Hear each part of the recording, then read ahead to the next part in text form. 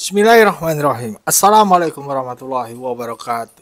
Sobat-sobat ngabarin kabar terkabar, semoga selalu dalam keadaan sehat walafiat, serta diberikan rezeki yang halal, berkah, lancar, dan juga banyak.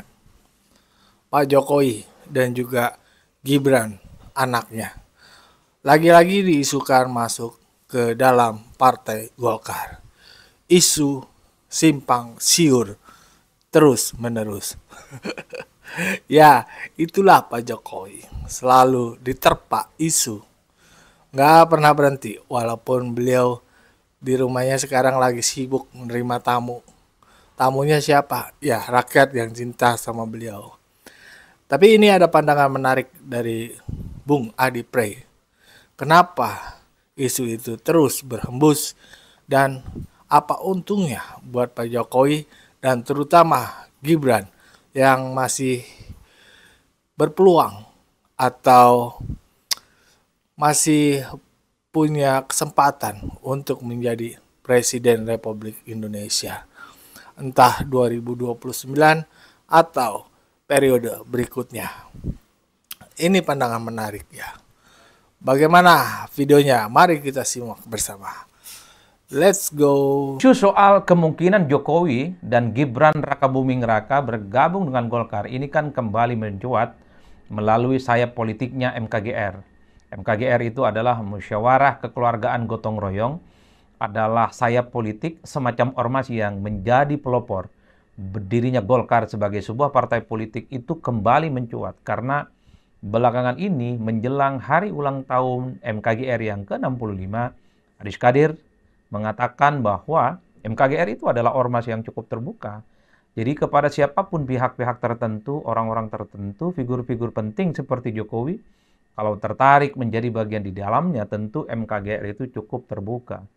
Bahkan MKGR dan Golkar dikaitkan dengan kemungkinan Gibran akan bergabung, itu mencuat. Dan ini semakin kuat karena Gibran itu juga akan diundang dalam hari ulang tahun mereka. Jadi ini yang kemudian sebenarnya menjadi diskursus yang kembali diperbaharui karena sebenarnya Jokowi dan keluarga besarnya, termasuk Gibran Rakabuming Raka, sejak lama itu dikaitkan dengan Golkar. Harus diakui, ketua Golkar hari ini, yaitu Bahlil Lahadalia, adalah orang yang sangat dikenal sebagai Jokowisman. Bahkan ketika Bahlil menjadi ketua umum Golkar itu dinilai juga tidak terlepas dari kontribusi Jokowi yang saat itu posisinya cukup powerful, yang masih menjabat sebagai presiden. Jadi wajar kalau kemudian ketika ada terkait dengan isu-isu Golkar, kemudian Jokowi dikait-kaitkan, Gibran dikait-kaitkan, ini kan mengkonfirmasi sebenarnya. Setelah Jokowi dan Gibran pisah jalan dan tidak lagi harmonis dengan PDIP, partai politik yang cukup dekat secara politik dengan Jokowi itu adalah Partai Golkar. Begitupun dengan Gibran, karena publik itu kan agak sulit untuk memisahkan antara Jokowi dan Gibran satu sama yang lainnya. Inilah yang kemudian sebenarnya menebalkan satu keyakinan, ketika ada acara Golkar, saya politik Golkar, maka disitulah kemudian muncul soal bagaimana kemungkinan Jokowi dan Gibran Rakabuming Raka menjadi bagian dari keluarga besar Partai Golkar. Tapi terlepas dari apapun, saya kira memang penting sebenarnya, khususnya bagi Gibran Rakabuming Raka, untuk memilih partai politik tertentu. Sebut saja misalnya seperti Golkar. Kenapa Golkar? Apapun judulnya, partai politik ini adalah partai politik yang cukup besar, partai pemenang pileg yang saya kira perolehan suaranya cukup signifikan. Ada dua faedah politik yang saya kira akan didapatkan oleh Gibran misalnya ketika menjadi bagian dari kepentingan politiknya. Pertama tentu adalah sebagai backup politik. Karena sampai hari ini serangan, kritikan, cemoohan, dan bahkan bulian itu terus berdatangan kepada Gibran Rakabuming Raka. Jadi sejak awal Gibran mencalonkan diri sebagai calon wakil presiden, itu serangan bertubi-tubi tanpa henti.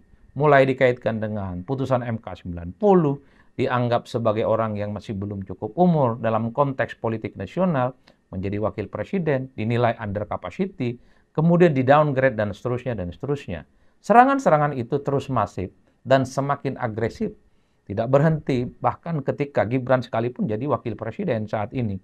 Dalam konteks itulah kemudian kalau Gibran misalnya itu bergabung dengan Golkar, pastinya Golkar itu akan pasang badan. Golkar sebagai partai politik tempat bernaung Golkar, kalau kita pikir, tentunya akan menjadi garda terdepan, memberikan backup, memberikan support politik, supaya pihak-pihak yang mengkritik itu ada lawan tanding yang tentunya akan seimbang, karena kita tahu Golkar itu adalah partai politik yang cukup lama, partai politik yang menyejarah dan cukup senior, yang saya kira elit-elit di dalamnya memiliki kapasitas dan jam terbang yang tinggi untuk menghalau ya serangan-serangan politik yang selalu menyerang Gibran dan Jokowi tentu saja.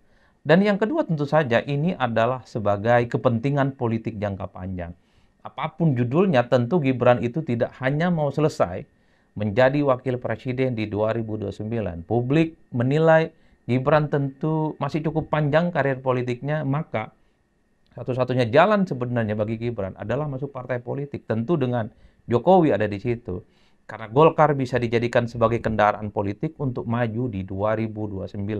Suka tidak suka, dalam Undang-Undang Pemilu disebutkan calon presiden dan wakil presiden adalah mereka yang diusung oleh partai ataupun gabungan partai politik.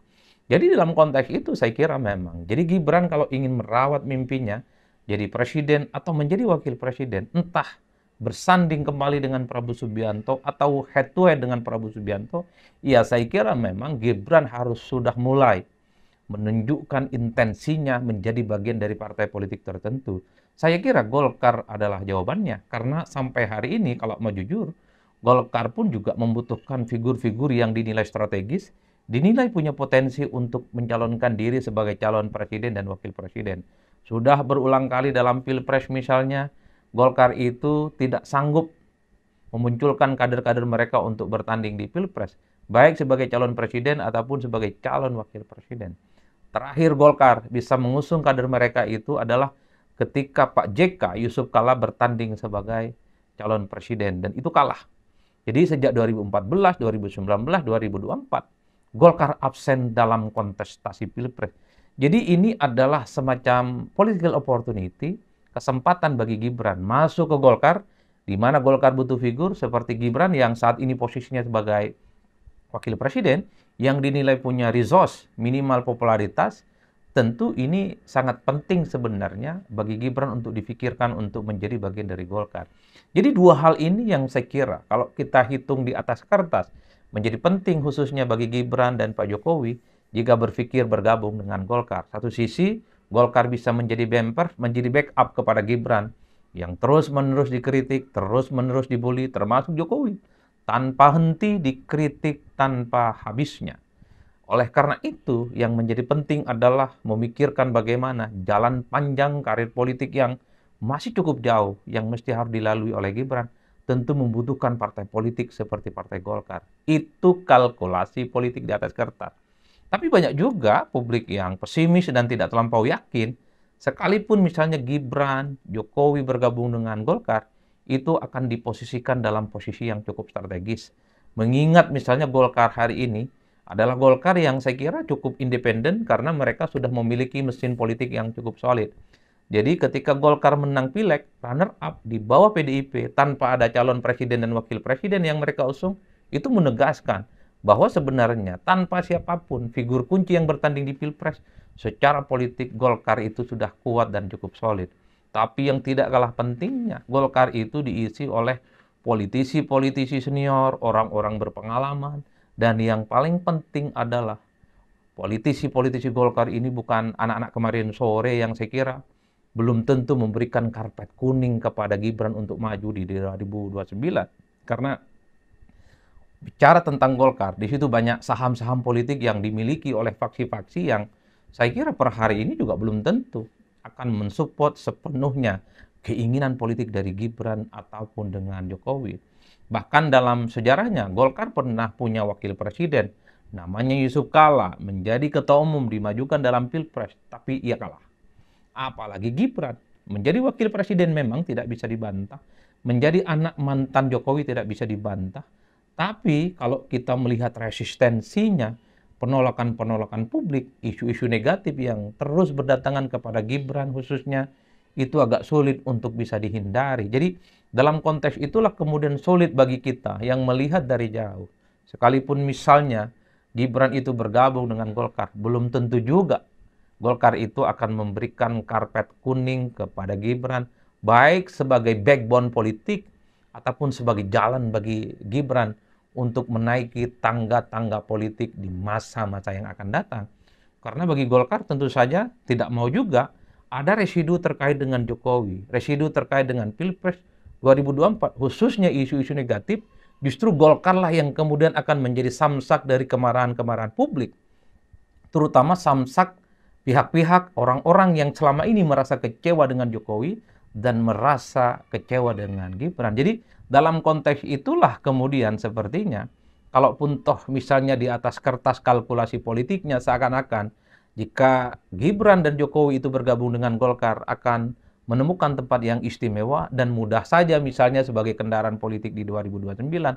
Tapi kalau kita bicara tentang Golkar yang sebagai partai besar, banyak senior dan politisi-politisi mantap di dalamnya, belum tentu itu akan semulus dan seindah yang dibayangkan oleh semua orang.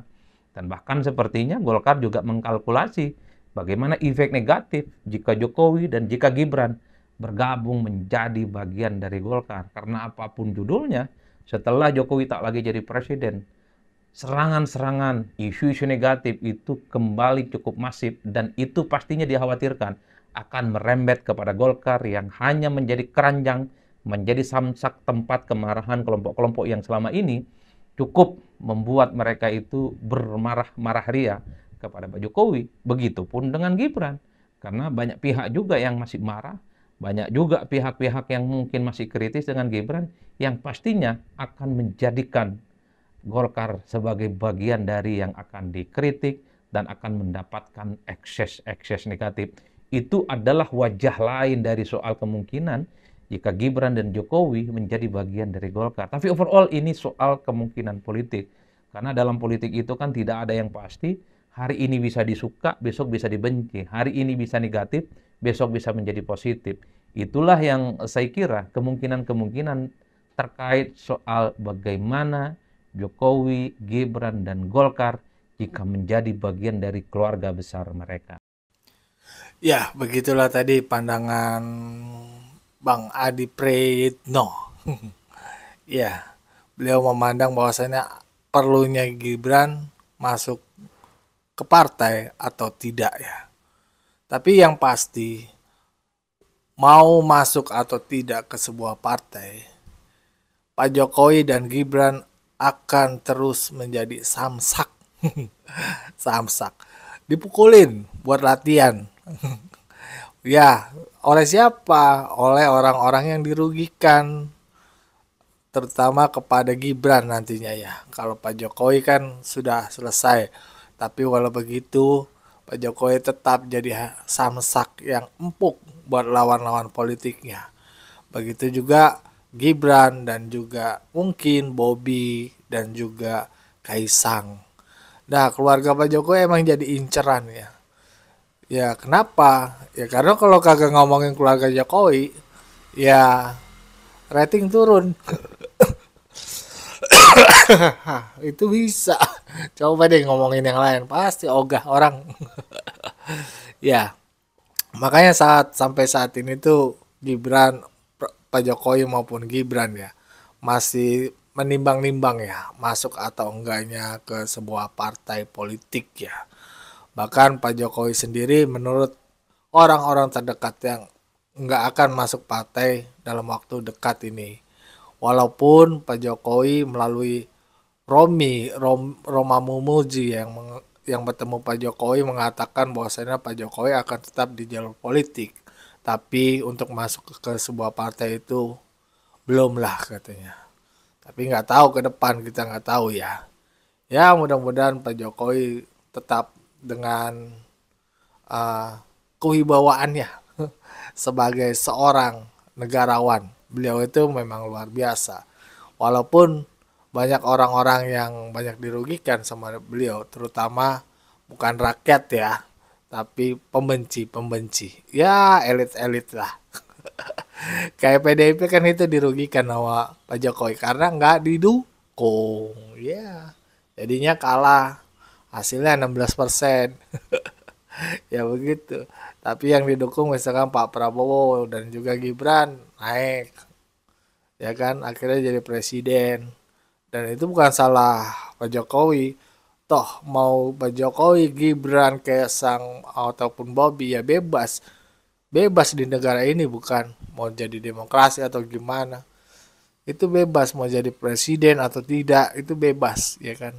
Mau maju atau tidak, apalagi tahun ke depan itu threshold 20% itu kan dihapuskan. Bisa jadi Kaisang tuh jadi presiden. Lawannya Gibran. Ya aduh, begitulah ya. Yang penting buat masyarakat kayak kita ini kan masyarakat biasa ya, orang-orang bawah ini ingin melihat ya, bahwasannya apa sih yang kejadian di politik ini. Apa benar mereka-mereka ini berjuang demi masyarakat, ya kan? Bukan kekuasaan semata untuk golongan mereka saja. Ya enggak? Ya bagaimana menurut pendapat sobat-sobat? Berikan pendapat dari kolom komentar. Wassalamualaikum warahmatullahi wabarakatuh.